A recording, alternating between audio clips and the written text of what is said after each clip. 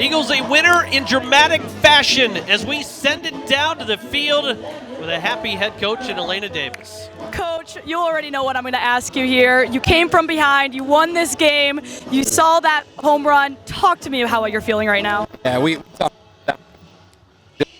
about the intensity that we had to have, the fight. And, I just couldn't be more proud of the battle because, the game always finds a way to come back around to you. And so, Cooper didn't execute early, and then the way the game works, it circles back to you. And, we just to our guys about breaking down the wall, breaking down the door, and continuing to learn how to win. And that's a team that knows how to win. I mean, down to their last strike, and they put a good swing on a ball, and that's a process, and it's a long process. And I wish it had come a lot quicker, but you're really happy for those guys, and that's what I told him. I said, you're going to get a slider up at some point. And he's his best when he sort of cheats to it and gets like a hook barrel or a home run. I said, this is why we've come here, him and I both, right? It's for opportunities like this. And, it's a good team, and it was a good win for us. Western and Central both lost today. I know you didn't catch up with that, but how do you feel about that? The pressure, you talked to me about that a little bit. You said if this is pressure is not worrying about what your next meal is.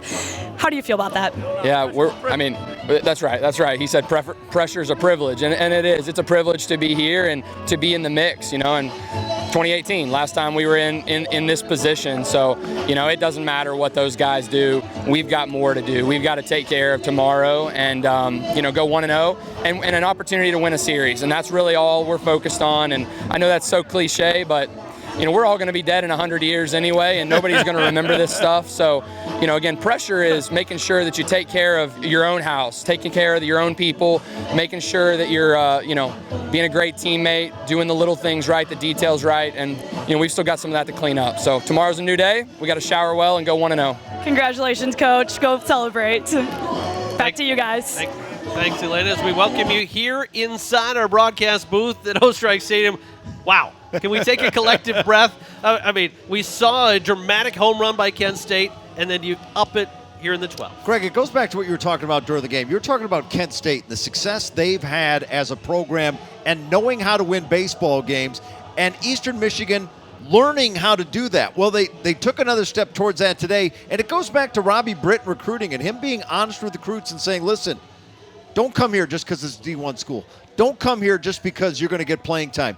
Come here because you want to win championships, because that's going to be the expectation in Ypsilanti, and they took a huge step in that today. And with the losses with Western Michigan and Central Michigan, it puts them in the driver's seat and will add a lot of juice to tomorrow's contest. It certainly does. They can thank their fans in Toledo and as well in Ohio. As a game summary, Jake Casey, phenomenal. 2 home runs.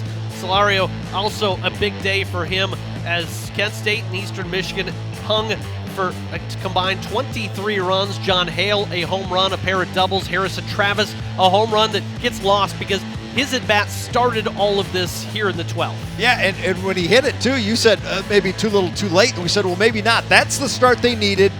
You knock out their closer, you get into the bullpen again, and at that point, Kent State was just going to ride with him, and Eastern Michigan just got this swell of momentum. They just kept their foot on the gas,